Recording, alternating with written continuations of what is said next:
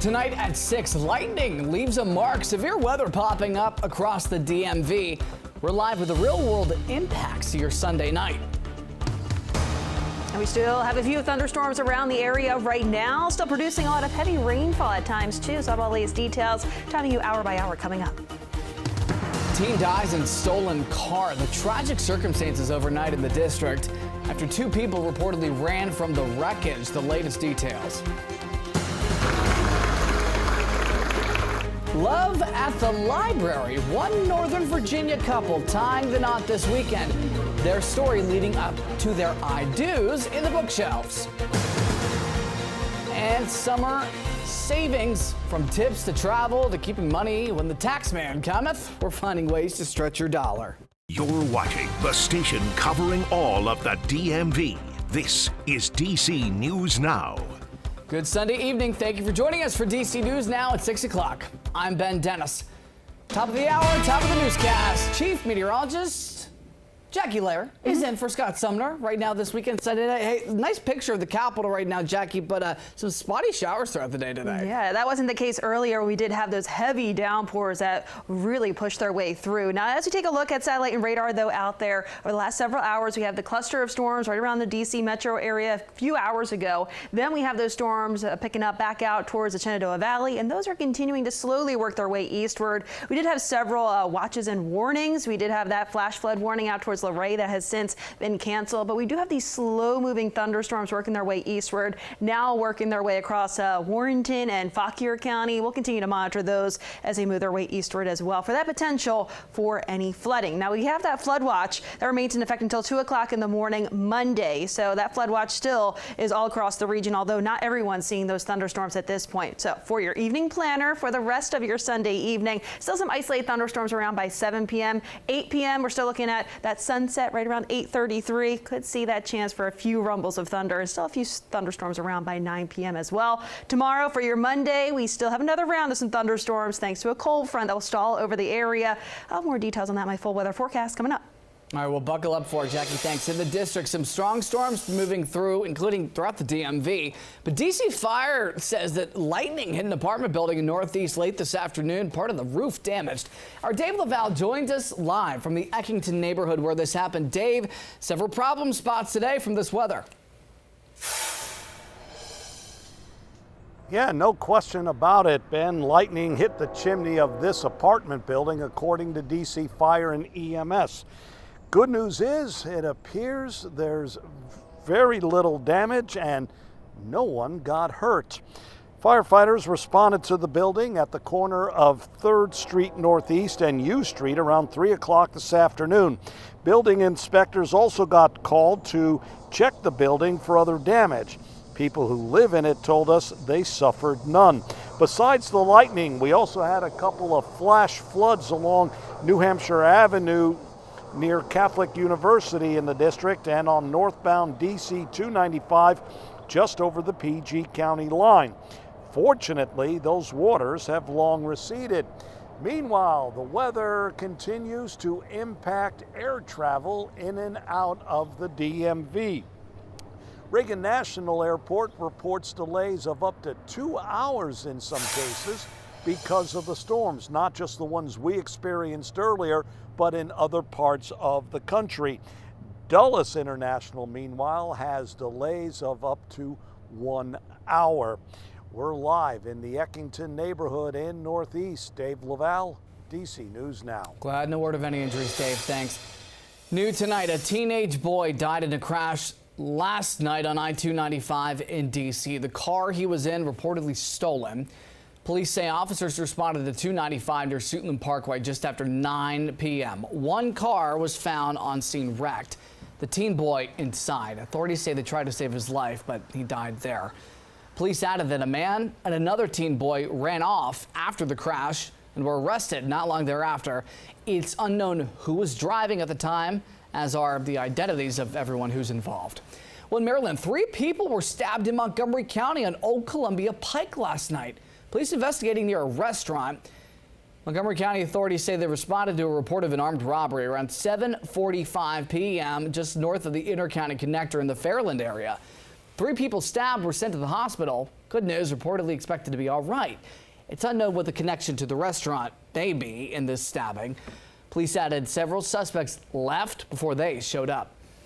More news overnight. A man was shot and killed along Indian Head Highway in Prince George's County.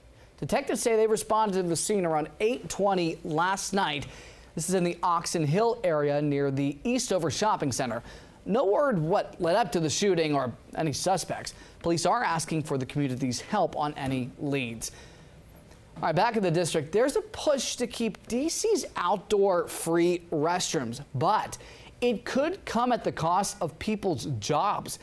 The city administrator said on social media this week that the city council plans to pay for the thrown public bathrooms by cutting, get this, 60 public works employees. He says right now the council has only found funding to keep the restrooms open through September. This was originally a pilot program launched last year with just 6 thrown restrooms in the district. 1 year later, if you can believe it, today marks 365 days since a gunman attempted to assassinate then candidate and former President Donald Trump at the campaign trail. The bullets fired at a rally in Butler, Pennsylvania, killed a firefighter and hurt 2 other people. We were live on the air at the time of the shooting. We brought it to you on this very 6 o'clock program. More details came in the hours, days, and months after this assassination attempt, including an extensive investigation. Well, just this week, 6 Secret Service agents were suspended as a result. Meantime, questions still linger about the security detail that day. Source confirms to News Nation the agents were suspended following an investigation and specifically for their actions in Butler, Pennsylvania. They include agents in supervisory roles and line level agents. At a campaign rally on July 13, 2024, 20-year-old Thomas Matthew Crooks got multiple shots off at the president. One of those bullets grazed Mr. Trump's ear. The gunman was killed by counter snipers, but 1 person in the crowd died and 2 others were injured. Congressional investigations found multiple breakdowns of communication between agencies and officers on that day, but stopped short of pinpointing a single moment or decision that nearly allowed a gunman to kill then candidate Trump. Kimberly Cheadle, the Secret Service director at the time, did step down shortly after. And then about 9 weeks later, in September of 2024, there was another attempt on Mr. Trump's life at his Florida golf course. Agents spotted Ryan Ruth allegedly carrying a rifle and were able to stop him before anything happened. He's set to go to trial this September. And on Wednesday, the president brushed off another threat on his life. An Iranian official made comments that suggested they could kill the president while he sunbathed at his Mar-a-Lago resort. In response, the president says he hasn't sunbathed since he was a child, and he's not sure it's an actual threat. Nick Smith, News Nation. Well, thanks to Nick there. Back here at home in Virginia, the U.S. Army has renamed a military base to honor a Black Medal of Honor recipient. But it also restores the base's name, which first honored Robert E. Lee. Fort Gregg Adams was officially renamed back to Fort Lee during a ceremony just this morning. The name change is part of President Trump's directive to restore the names of 7 military bases that were previously renamed due to their Confederate ties. Despite the base returning to the Lee name, it's now named after Private Fitz Lee, who joined the Buffalo Soldiers in 1889 and recognized for saving wounded soldiers during the Spanish-American War. It gives us a starting point to be able to tell the history about the Buffalo Soldiers and actually who we are and part of our military history and why this is actually so important. And the Army claims that they're not forgetting the legacies of Lieutenant General Arthur J. Gregg and Lieutenant Colonel Charity Adams, for whom the base was renamed 2 years ago. Well, in Prince George's County, a major project underway at the Buddy Attic Park Pavilion in Greenbelt.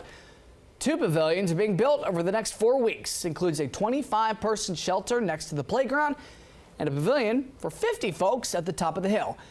Anyone living in Greenbelt will be able to rent them. On the move, WMATA says more than a half of its reported safety issues this year have been resolved. That's according to a new report tracking trains and security.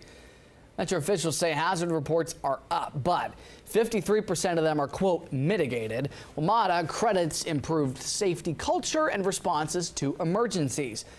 Meantime, they're also sharing plans to replace the rail cars known as the 3000 series. Metro has purchased 256 updated models that have more modern amenities, including 5G, and Wi-Fi. Get some work done on the way to work, right?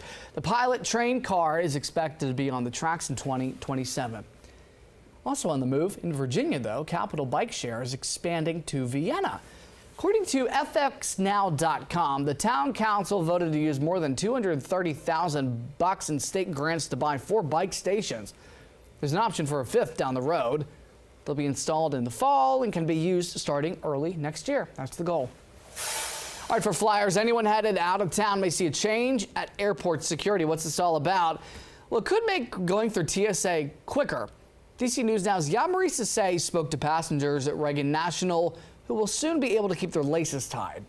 If you've been in a rush at the airport, you know how annoying it can be when you have to stop and take off your shoes. Well, guess what? That is no longer a requirement. There's been a nationwide change, and it's in effect right here at DCA. Whether to put on slip-ons or tie, and I wear the tie because they're more comfortable. Joe Bradley couldn't decide what shoes to wear as he was getting ready for the airport. But now that no longer has to be a concern. After nearly 2 decades, taking off your shoes at TSA is officially a thing of the past. I enjoy that very much because it's a pain to have to take them off and put them back on. I think it's really great that now that's going to be an opportunity for everyone. Back in 2006, TSA implemented the no shoe policy after a man attempted to go through security with a bomb in his shoe years prior. But with technology advancement and a pilot program that proved the agency could still keep airports safe without the extra step, the change was announced Tuesday. We are very confident that we can continue to provide hospitality to folks and for American travelers and for those visiting our country while maintaining the same standard of security for passengers and for our homeland. For passengers like Antoine Turan, he says the change has already made his airport experience easier. We went through Orlando, MCO, and we had to keep our shoes on. And I'll tell you what, it was no line. We went through fairly easy, so I think it speeds up the process. And many trust new technology. With the scanning equipment that they have out there now, it seems like they should be able to determine what's in your pockets and your bags and that kind of thing without there being such a slowdown. Now officials say you'll only have to take off your shoes if you require additional screening. And they also say TSA pre-check is a lot easier because you're not required to take out any liquids or your electronics. Reporting here at DCA, I'm Yamari Sase, DC News Now.